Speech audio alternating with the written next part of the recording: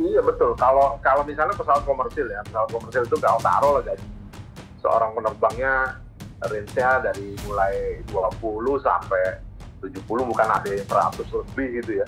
Nah kalau kita pelihara 2 orang, dengan riset mungkin pilotnya itu 3 orang gitu ya, dan mekaniknya belum, kemudian flight attendant-nya belum, mungkin sebulan nggak kurang dari 500 sampai 700 juta untuk bisa memaintain itu pesawat gitu.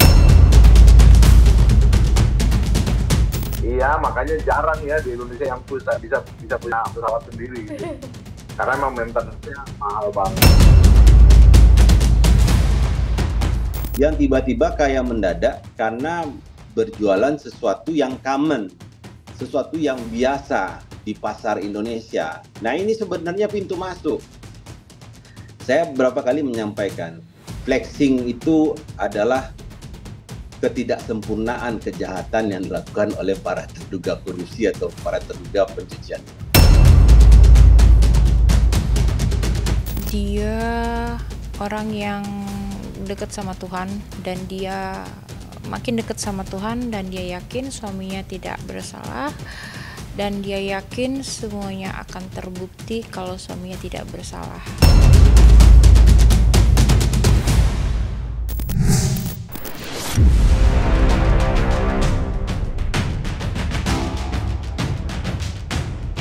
Kehebohan atas kasus mega korupsi yang dilakukan oleh Harvey Moise masih menjadi isu panas yang ramai diperbincangkan. Bagaimana tidak, berkaca dari kehidupan serba glamor, ternyata semua ialah hasil dari tindak kejahatan yang dilakukan oleh suami dari Sandra Dewi. Jika mundur ke belakang, Harvey Moise memang dikenal sangat baik oleh halayak luas. Ya, sosoknya yang gemar berdonasi membuatnya sering disebut sebagai seorang crazy rich yang baik hati. Akan tetapi semua berubah setelah kasus ini mencuat. Ya, apa yang sudah ia keluarkan selama ini ternyata bukanlah hasil keringat dirinya sendiri, melainkan dari hasil korupsi. Hidup itu nggak pernah ada yang sempurna. Kalau lagi baik-baik aja, bersyukur. It's easy to be grateful. Yes. Yep. Kalau lagi nggak di posisi yang maksimal pun, ya udah it's okay. Karena hidup tuh nggak ada yang sempurna. Yeah. It's okay to be not perfect. Karena gue takut sama Tuhan. ini jujur ya, gue tuh paling takut sama Tuhan. Bukan takut karena ini Bapak yang mengasihi. Exactly. Cuman takut ditegur sama Tuhan. Yep. Gitu karena kalau jalannya udah mulai iya, macam-macam karena ya. gue takut kalau gue macam-macam atau gue menjadi sosok yang tidak baik, gue takut Tuhan ambil itu lagi semua. Karena kan Tuhan memberi kita segala sesuatu karena Tuhan percaya kita bisa menghandle apa yang Dia kasih. Yeah. Kalau Tuhan udah kasih sebanyak ini terus kita bertingkah macam-macam yang tidak baik, buat takut semuanya. Semudah itu Tuhan bisa ambil semua. Karena kalau hubungannya relasi ya, hubungannya itu adalah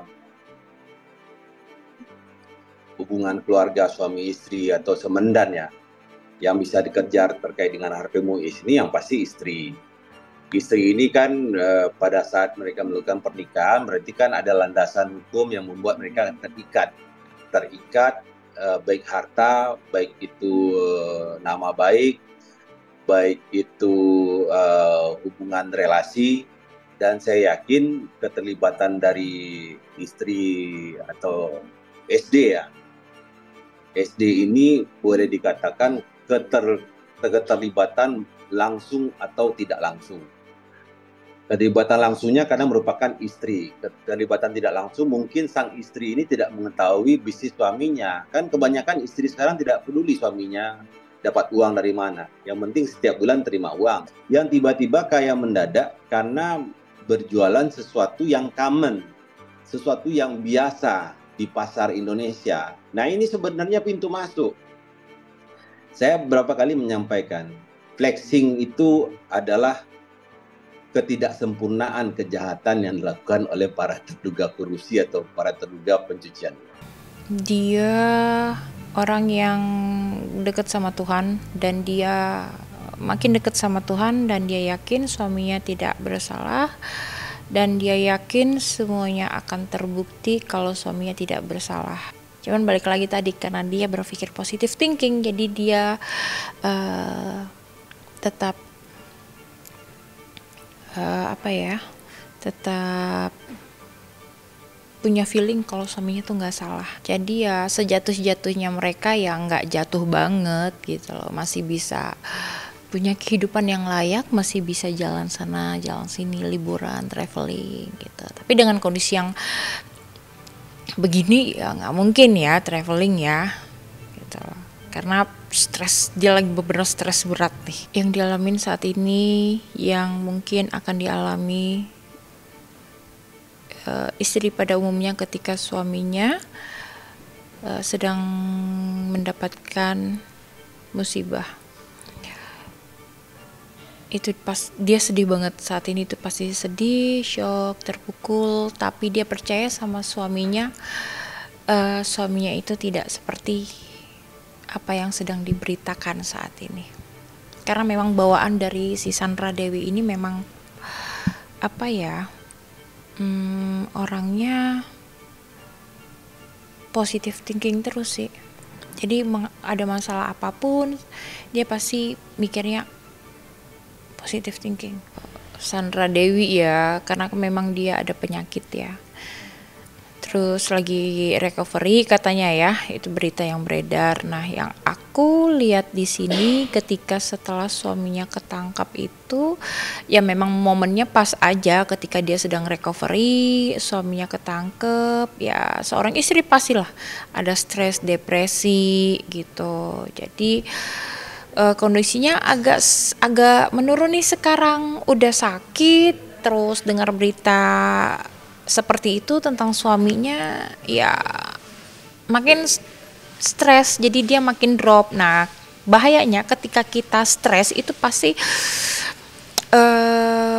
apa ya namanya, saraf stresnya kita tuh aktif semua, jadi semua penyakit tuh pasti timbul di saat kita stres. Makanya kalau kita stres itu sebisa mungkin kita alihkan pikiran dan melakukan aktivitas yang ke arah positif. Kartu di sini hanya tidak seperti dulu lagi, tidak seperti yang ibaratnya glamor, tidak yang seperti yang berlebihan, ya tetap jalan aja.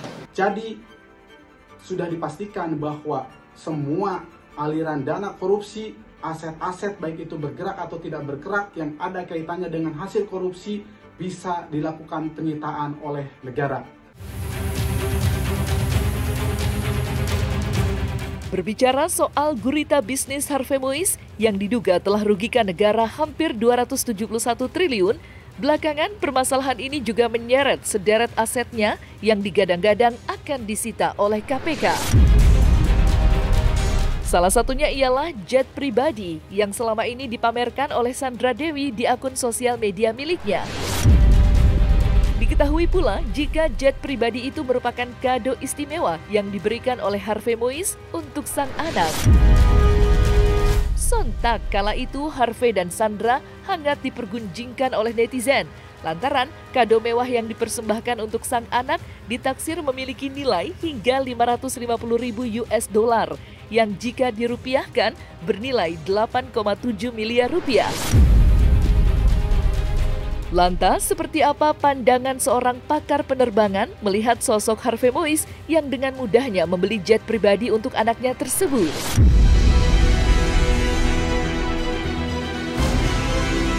Ya, ini pesawat kalau belinya pasti sama dengan pesawat-pesawat yang umumnya juga, bahwa bisa beli secara baru gitu ya, bisa langsung ke ini ya, ke pabriknya.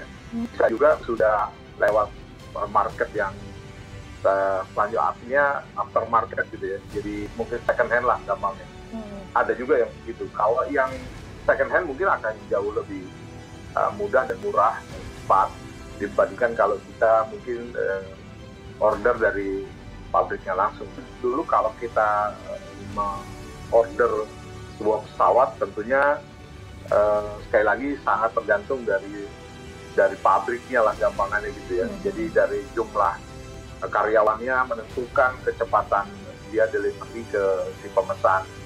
Jadi kalau di TNI biasanya pesawat-pesawat itu kita pesan 3-4 tahun karena sampai proses dia menjalani ada belajar dulu, kemudian mekaniknya juga dikirim dulu. Tapi kalau pesawat pribadi lebih, karena biasa gini, dia pesawat juga dia beli tanda kutip krunya juga gitu ya. Karena kalau dia beli dia harus beli krunya.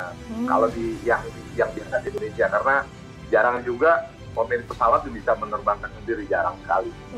Walaupun ada.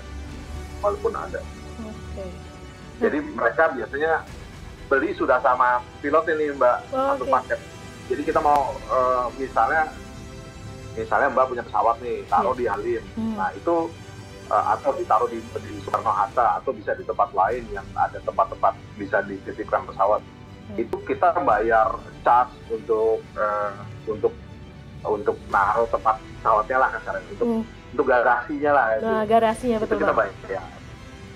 Itu charge, ada charge yang kemudian take off landingnya juga kita harus bayar. Jadi kenapa bayar? Karena kita kan membayar jasa otorisasi jasa air navigation ya, airnav itu kan kita bayar. Jadi kita bayar untuk itu. Jadi ada fee, landing fee, jadi kita ada cost yang memang yang saya bilang bahwa tidak semua orang kan mampu lah kalau memang uangnya cuma pas-pasan gitu ya, nggak mungkin lah kita punya pesawat. Iya betul. Kalau misalnya pesawat komersil itu nggak taruh lah gaji seorang penerbangnya, range-nya dari mulai 20 sampai 70, bukan ada yang 100 lebih gitu ya. Nah kalau kita pelihara 2 orang dengan reserve mungkin pilotnya itu 3 orang gitu ya, dan mekaniknya belum, kemudian flight attendant-nya belum, mungkin sebulan nggak kurang dari 500 sampai 700 juta untuk bisa memaintain itu pesawat. Iya, makanya jarang ya di Indonesia yang bisa punya pesawat sendiri. Karena memang maintenance-nya mahal banget. Ya dikit sekali ya. Persentasenya dibandingkan di luar negeri sangat jauh. Karena kalau di luar negeri itu biasa orang punya pesawat tapi tidak pesawat mewah. Jet pribadi ya. Tapi pesawat populer, artinya pesawat baling-baling, karena mereka hobi. Jadi aviation geek gitu ya. Jadi orang-orang yang hobi terbang, kalau itu pesawatnya sih pesawat yang jauh, mungkin perbandingan 1/20 kali ya harganya dari pesawat yang super jet, yang jet private itu lain banget harganya. Jadi kalau perbandingannya di luar, kalau yang private jet juga di sana juga tidak semua orang punya gitu ya. Jadi, tapi kalau yang pesawat baling-balingnya karena mereka hobi banyak kali itu. Tapi kalau di Indonesia, dua-duanya jarang. Jadi bisa dihitung lah dengan jarinya 2 kali ya, jari tangan sama jari kaki kali ya, yang punya pesawat.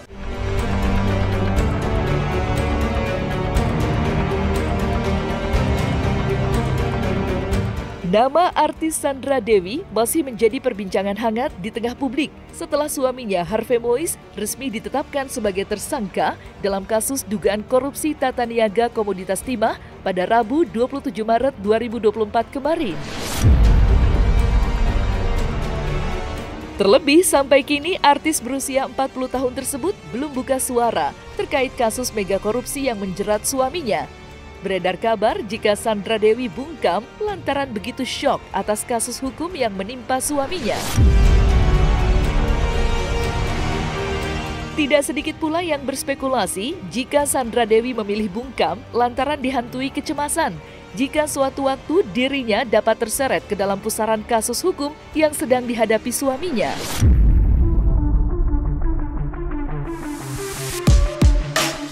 Istri bisa terjerat juga apa tidak? Pasti bisa. Kalau memang dapat dibuktikan. Potensi istri, saya ngomong potensi istri ataupun SD ini untuk diperiksa pasti ada potensi itu, pasti ada, karena bisa dicek mungkin apakah di PT itu dia sebagai pemegang saham, di PT induk ada holding, ada sister company, ada anak perusahaan gitu, apakah dia terima aliran dana dari si CSR ini, itu kan bisa dirangkai nanti. Kalau ada sahamnya di situ berarti kan ada dividen. Berarti kan si SD ini, Sandra Dewi diduga menerima dividen dari follow the money yang awal dari si CSR yang ilegal, diduga ilegal lah. Kita sebagai orang hukum harus menyebutkan diduga karena ini belum ada putusan hukum.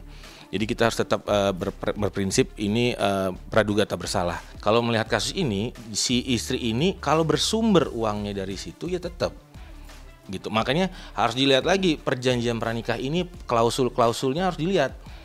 Tapi kita asumsinya bahwa ini sumbernya tetap dari sini, ya kena juga gitu, tetap. Yang dipermasalahkan perjanjian pranikah ini biasanya misalnya nikahnya kita let's say 2016 gitu ya, ternyata pranikahnya dibuat kapan, gampang loh ngitungnya alirannya gampang, nggak terlalu cukup mudah. Misalnya nikahnya kapan, aliran dananya datangnya kapan, dia masuk jadi terimanya kapan, dari direksi kah, dari pemegang saham, jadi komisaris kapan, terus dia uangkan lagi perubahan wujudnya, misalnya jadi usaha tas mewah, usaha apalagi emas atau usaha-usaha yang lain berjenis mewah, itu bisa dicek gitu. Kalau sejauh itu penyidik tidak sampai sejauh itu ya. Jadi yang jelas siapa yang bertanggung jawab apa yang mereka lakukan, ya siapa yang memegang keuangan negara dan apa yang mereka dapatkan. Itu dulu yang kita teliti dari teman-teman para tersangka yang telah kita tetapkan. Apakah istri dari diduga tersangka ini bisa menjadi tersangka? Jawabannya adalah bisa. Ini sesuai dengan pasal 55 ayat 1 Kitab Undang-Undang Hukum Pidana. Bisa menyatakan seperti itu ya, tetapi penyidik masih tetap bekerja. Dalam waktu dekat mungkin ada lagi orang-orang yang bisa dikenakan untuk bertanggung jawab dalam perkara. Kita mau sebut bahwa ini pintu yang akan membuka kotak Pandora lebih luas.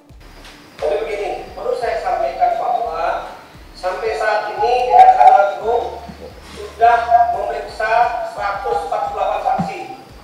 Dan hari ini juga ada saksi yang diperiksa namun belum kami rilis. Ya, nanti sore kami rilis. Kemudian sudah menetapkan 16 tersangka di perkara Komoditas Timah 2015 sampai 2022. Nah, itu perkembangannya ya.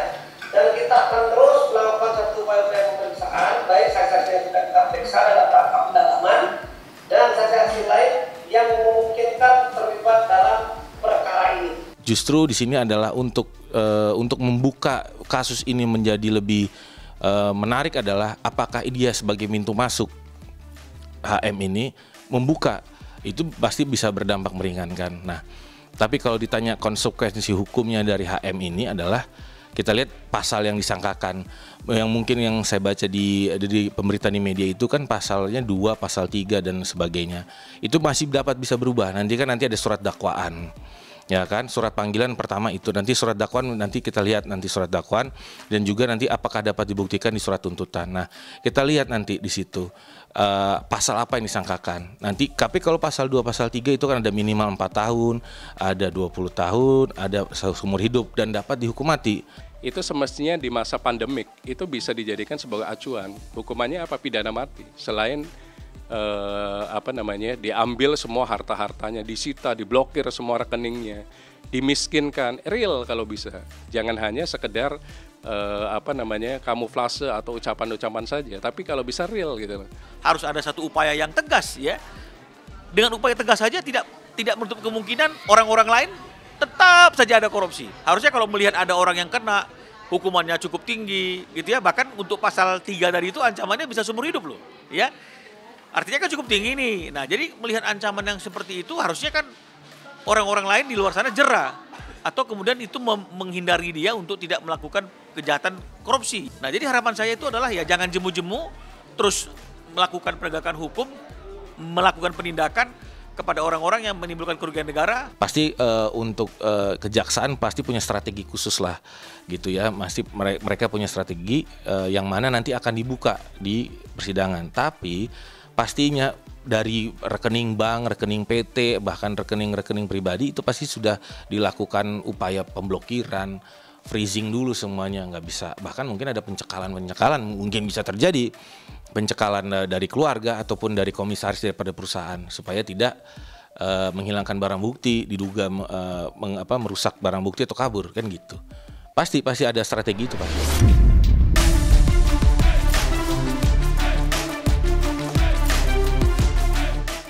Nah, selesai sudah Cumi Lovers, saksikan terus Cumi Camp In Depth, kabar lengkap, mendalam, dan akurat dari narasumber terpercaya. Dan jangan lupa untuk like, subscribe, dan juga share channel YouTube Cumi Cumi.